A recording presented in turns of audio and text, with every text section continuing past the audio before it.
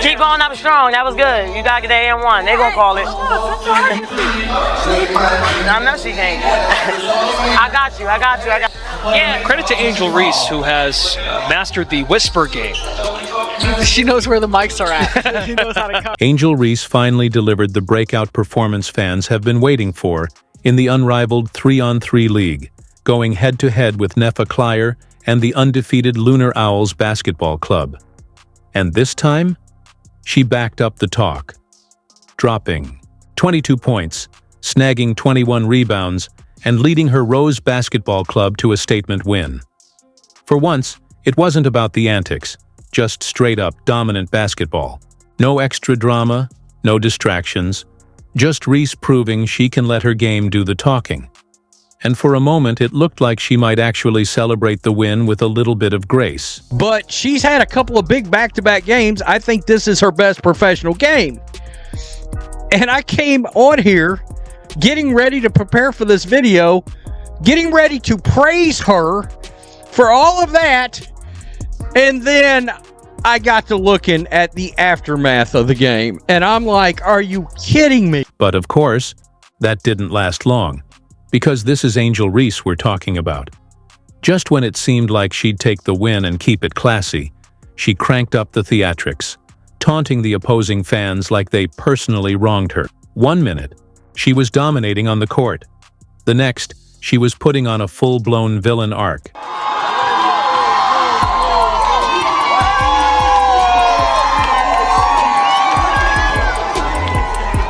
And the second, the crowd gave it right back to her. Suddenly, she was the victim. Reese had one of the strangest nights of her career. There's no denying she hooped. She played like she belonged in the spotlight, proving she could dominate without all the extra noise. But just when she had the perfect opportunity to walk away with a win and a little respect, she found a way to throw it all away. Instead of soaking in the moment, she grabbed the mic and turned the post-game into yet another emotional monologue, talking about how hard her life is, how much hate she gets, and how the world just isn't fair to her. To keep going, it's hard. Like, it is hard. To live my life isn't easy. And I don't want to get emotional, but like, that's why I put the work in every day. Cause like, there are little girls that look up to me. There are the college girls that look up to me. And just being able to be an inspiration every day. So that's why I just try to keep going through all the negativity. At 22, it's hard living this life, but I'm grateful, I'm blessed, and I'm lucky to be around this group, and being here at Unrivaled has just been the best thing for me. Hold on a second. Isn't this the same Angel Reese who proudly calls herself the villain? The one who says she thrives off negativity and embraces the hate? And yet here she was, acting like the world was against her, right after taunting the crowd like she wanted all the smoke. So which is it? Are you the fearless, unapologetic, bad guy who lives for the spotlight, or the misunderstood victim looking for sympathy? Because you can't play both roles. Just because of one single game. And just looking at that, like, I'll take that role. I'll take the bad guy role, and I'll continue to take that on and be that for my teammates. And if I want to be that, and I know I'll go down in history, I'll look back in 20 years and be like, yeah, the reason why we watching women's basketball is not just because of one person. It's because of me too. And I want y'all to realize that. Like, it's not just because of one person. A lot of us have done so much for this game. Then there's the moment that had everyone talking. Reese couldn't just enjoy the win and keep it moving. No, she had to make sure the opposing fans felt her presence, flexing and taunting, like she'd just secured a championship. And look, nobody's saying trash talk isn't part of the game. It absolutely is. But if you're going to dish it out, you have to be ready to take it when it comes back. And that's exactly where Reese stumbles. She's all about the bravado until the tables turn. The second she faces pushback, it's a different story. Suddenly, she's the victim.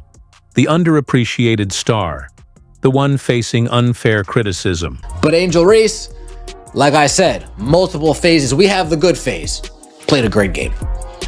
We have the bad phase, got in her coach's face over a challenge that they eventually lost, and she looked crazy just screaming at Noah Henry, blah, blah, blah, blah, blah, blah, blah.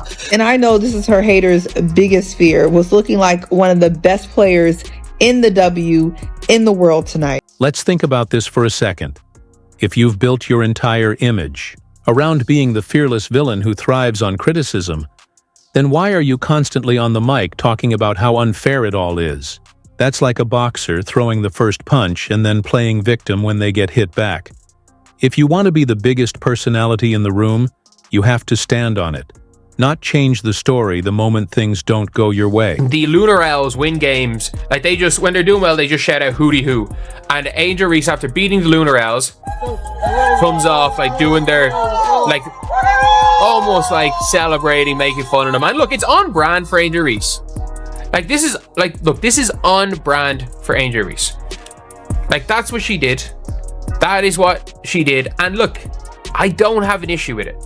And I actually don't. Like, I think you can celebrate and win sports in however you want.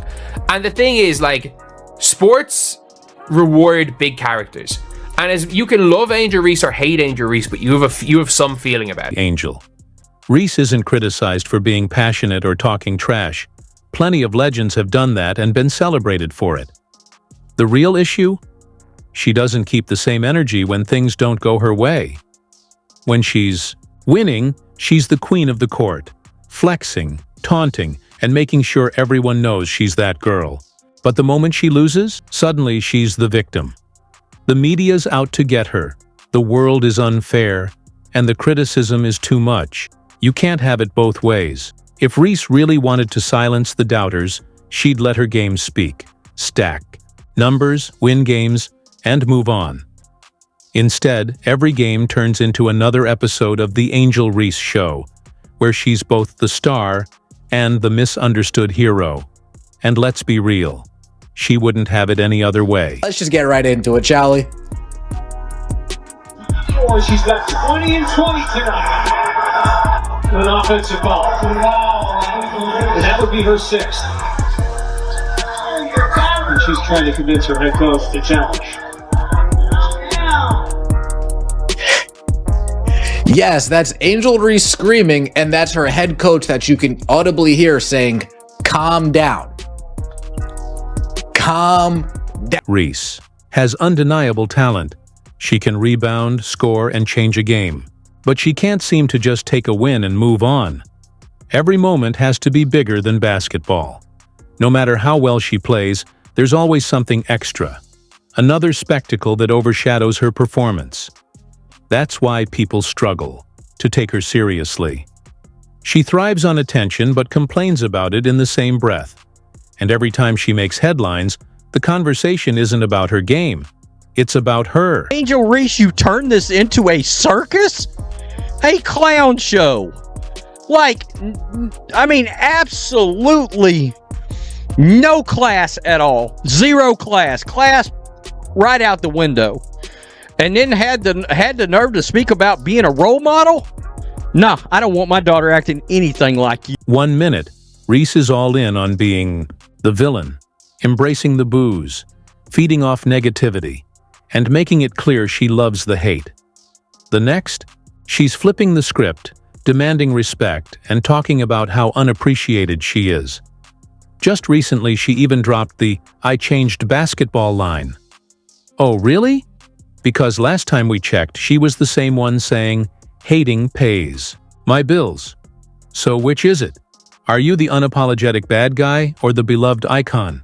Right now, Reese is looking like a WWE character with an identity crisis, taunting Caitlin Clark and waving in opponents' faces 1 second, then launching into a sympathy tour the next, acting like she's the most underappreciated star in women's basketball. Like, it's been hard for me, but adjusting and just kind of have that mindset of like just moving on has been something I try to give myself a little bit of grace. And now, Angel Reese is claiming she can't even afford rent on a WNBA salary. Wait, this is the same Angel Reese who flexes designer fits, luxury vacations, and high-end sponsorship deals like she's built an empire?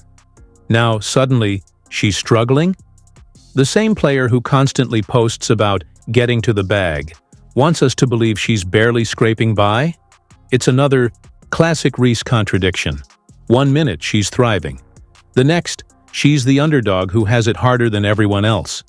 whichever version gets her more clicks that day. I don't really get to speak out on things just because I just try to ignore, and I just try to stand strong. Like, I've been through so much. I've seen so much. Look, Angel Reese is entertaining. She brings drama, fuels debates, and keeps the game in the headlines. But changing basketball? Let's be real. If anything, she's just changed the way people argue on social media. And that whole "I can't afford rent" storyline? Either she's trolling or she seriously needs a financial advisor. One thing's for sure, she's going to keep talking, and the world's going to keep watching. Just don't get too comfortable, because the Angel Reese you see today might be a completely different one tomorrow. I just hope y'all know the WNBA don't pay my bills at all. I don't even think that pays one of my bills. Math real quick. He might cover that. Yeah, it covers that. It definitely covers that. What is my? I don't even know my salary. Angel Reese didn't just put up numbers. She owned the game. A double-double, a win, and a whole lot of swagger to go with it.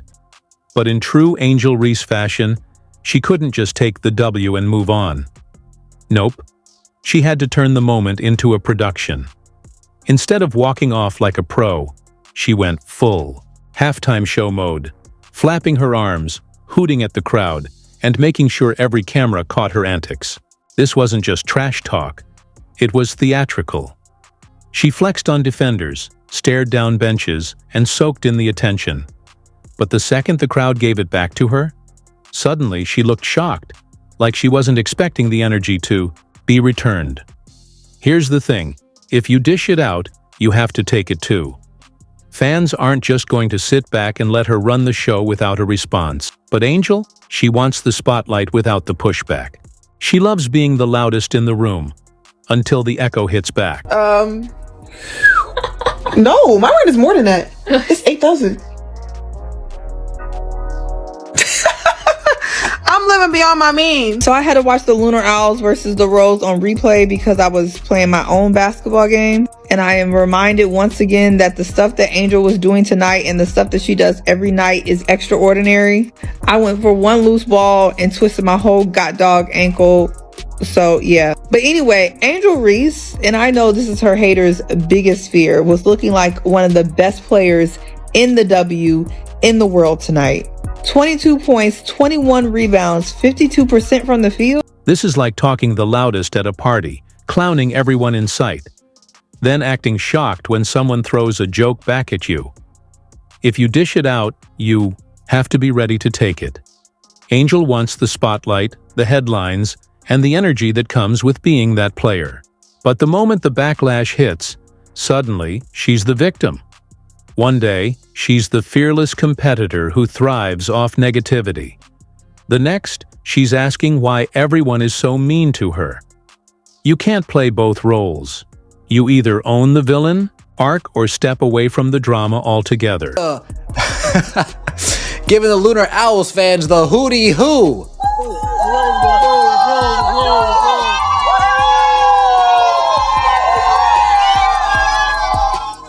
Now, I'm going to be honest right here. I'm not mad at it.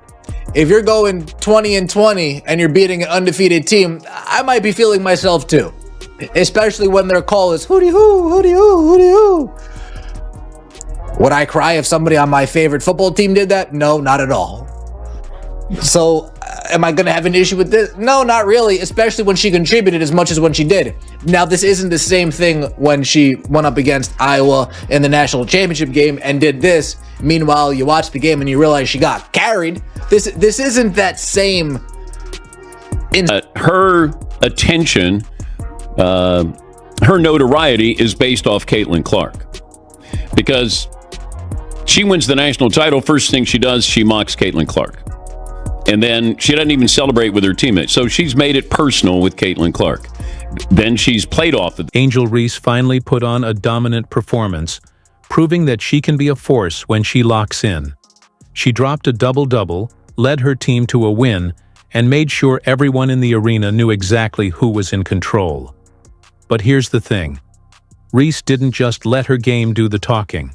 Instead of using this moment to build momentum and show she's ready to take her career to the next level, she turned it into another spectacle.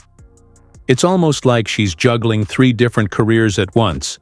basketball player, social, media influencer, and controversy queen. 1 minute, she's striking a pose in Vogue, living the high life and cashing in on her star power. The next, she's firing off tweets at critics who dared to suggest her footwork could use some improvement. And in between, she's making sure every single moment, on and off the court, keeps her at the center of attention. Now don't get it twisted. Reese is a competitor. She plays with passion. She plays with energy. And she knows how to get under her opponent's skin. But here's the reality.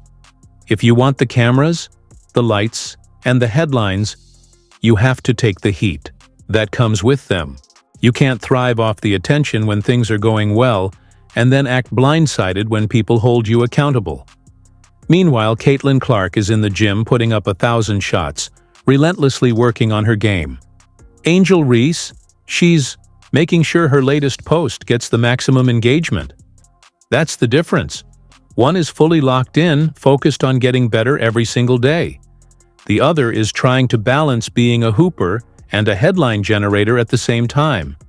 And, let's be honest, we all know what's coming next season. That first matchup between the Indiana Fever and the Chicago Sky is already shaping up to be must-watch TV. The tension is simmering, the trash talk is brewing, and the stakes couldn't be higher. Caitlin Clark is going to step on that court, locked in, ready to prove why she's one of the most highly anticipated rookies in WNBA history. She's going to let her game speak for itself, draining threes, setting up teammates, and controlling the pace of play. Angel Reese. Well, she'll make sure the cameras are rolling. Whether she's dominating or struggling, you can bet she'll find a way to make headlines. If you don't think that game is going to be filled with viral moments, heated exchanges, and drama that takes over the internet, you're fooling yourself. So mark your calendars, set your reminders, and grab your popcorn. Because this is the kind of matchup that will have everyone talking. Are you ready for the show? Let us know in the comments. Don't forget to like and subscribe, and turn on notifications so you never miss an update. Click the video on the screen, and we'll see you in the next one.